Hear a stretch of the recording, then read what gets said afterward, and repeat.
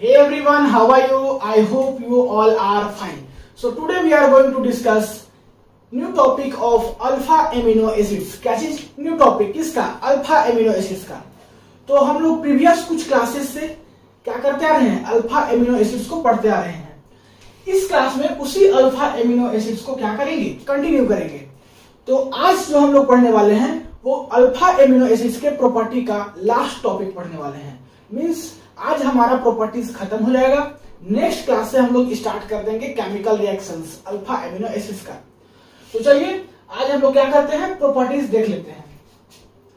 बात करें alpha amino acids के लास्ट प्रॉपर्टीज का, तो वो लास्ट प्रॉपर्टीज है आपका इलेक्ट्रोफोरेसिस और कैटाफोरेसिस। इलेक्ट्रोफोरेसिस बोलो या तो फिर कैटाफोरेसिस बोलो, दोनों का मतलब सेम है। तो आप लोग हेडिंग लगा लो इलेक्ट्रोफोरेसिस एंड कैटाफोरेसिस, और फिर ब्रैकेट में करके लिख दो एन इलेक्ट्रोकाइनेटिक फिनोमिना। क्या लिख दो? ये एक इलेक्ट्रोकाइनेटिक फिनोमिना है। तो लिख करके और आप आराम से बस हम जो बोल रहे हैं उसको सुनिए। जब बोले कि लिखना है तो आपको लिखना होगा, तो अभी नहीं लिखना है। आराम से हेडिंग डाल करके ध्यान से सुनिए, सारा बातें समझ में आ जाएगा। इसमें पूरा थ्योरी है, आपको बस समझना है। इसमें कुछ रिएक्शंस कुछ मैकेनिज्म्स नहीं हुआ है, नहीं तो आपको क्या करना है, बस समझना है। सबसे फर्स्ट बात करते हैं हम लोग कि इलेक्ट्रोफोरेसिस होता क्या है। उसके बाद फिर इस क्लास में हम लोग डिस्कस करेंगे इसका एप्लीकेशंस या कह सकते हो प्यूरिफिकेशन। तो सारा बातें डिस्कस करेंगे। उससे पहले हम लोग जान ले कि इलेक्ट्रोफोरेसिस या कैटाफोरेसिस का डेफिनेशंस क्या होता है। तो लिखा हुआ है, आपको बस समझना है। माइग्रेशन और मूवमेंट ऑफ चार्ज पार्टिकल्स। किसका?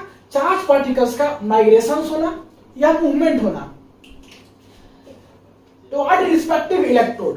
किसके तरफ? इलेक्ट्रोड की तरफ। अब इलेक्ट्रोड क्या हो सकता है? या तो कैथोड हो सकता है या तो एनोड हो सकता है। किसके प्रेजेंस में? Under the influence of electric field. उसी को हम लोग बोलते हैं इलेक्ट्रोफोरेसिस। फिर से सुनिए, कुछ नहीं करना है आपको, चार्ज पार्टिकल्स का मूवमेंट कराना है या उसका माइग्रेशन कराना है।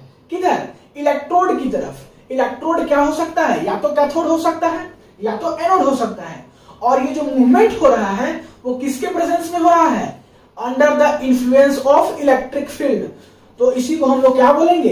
Electrophoresis.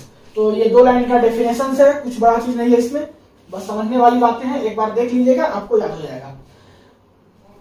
In aqueous solutions amino acids are present at cation, anion and zwitterion. Aqueous solutions में जो है एमिनो एसिड्स तीनों फॉर्म में एग्जिस्ट करता है, कैटायन के फॉर्म में भी, अनायन के फॉर्म में भी और ज्यूटर आयन के फॉर्म में भी। लेकिन कब एग्जिस्ट करेगा?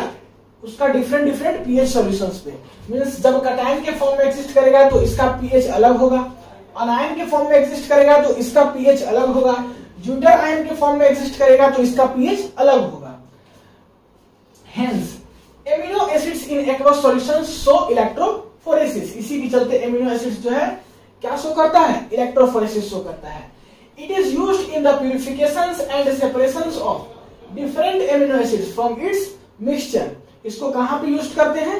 प्यूरिफिकेशन करने के लिए, या कह सकते हो उसी को कि सेपरेशंस करने के लिए डिफरेंट एमिनो एसिड्स का।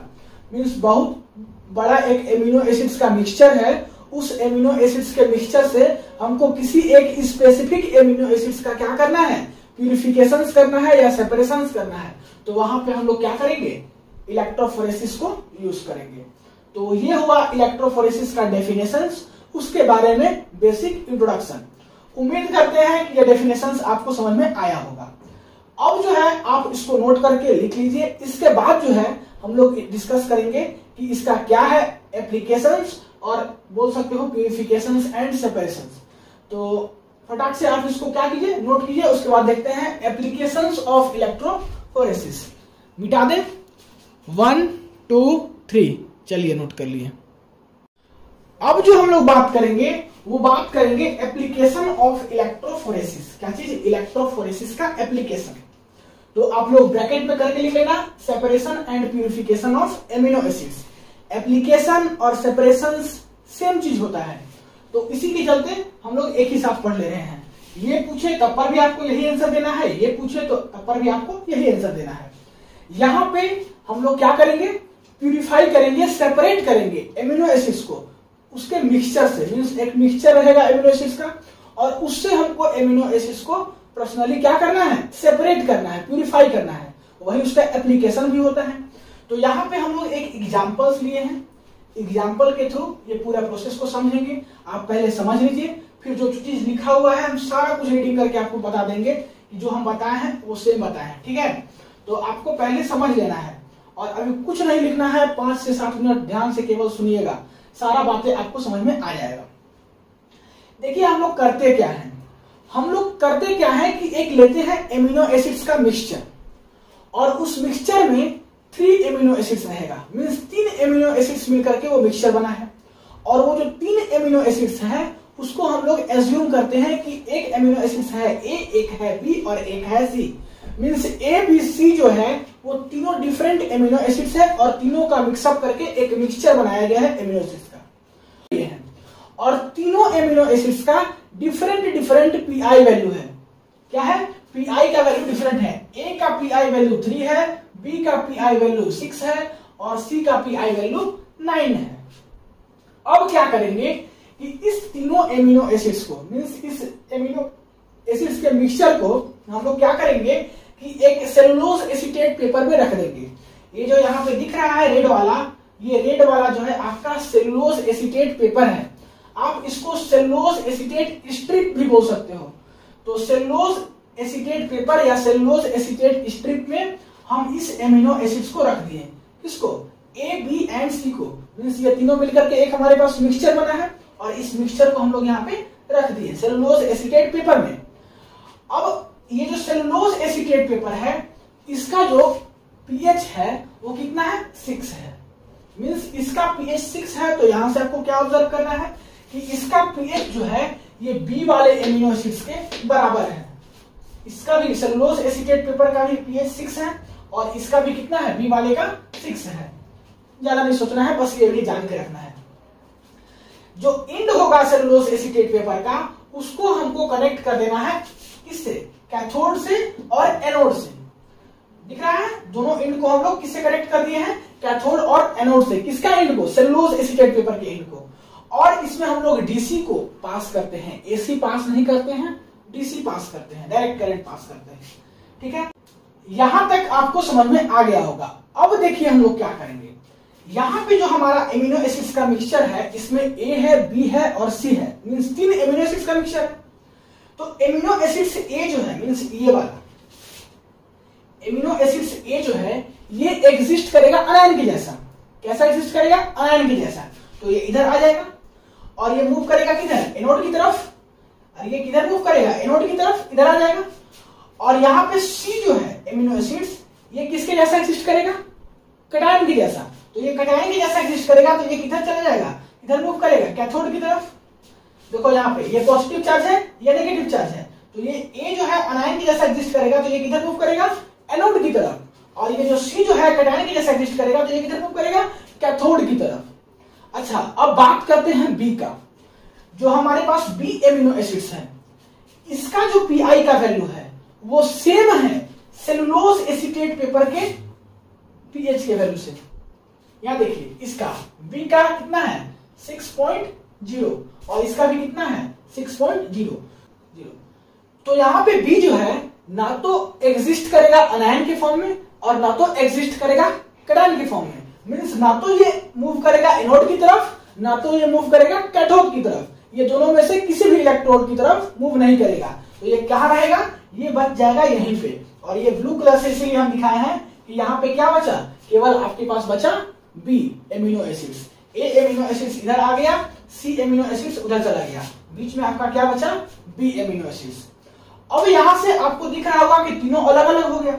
यहाँ पे मिक्सचर के फॉर्म में था, यहाँ पे अलग अलग हो गया। ए आ गया इधर एनोड की तरफ, सी चला गया कैथोड की तरफ और बी आ गया जीटर आयन के फॉर्म में बीचों बीच। मींस ना तो ये कैथोड की तरफ मूव करेगा ना तो ये एनोड की तरफ मूव करेगा। उसको क्या बोलते हैं, जीटर आयन। तो ये यहीं पे रह जाएगा। अब कुछ नहीं करना है आपको, ये पेपर स्ट्रिप को कट करना है 3 पीस में।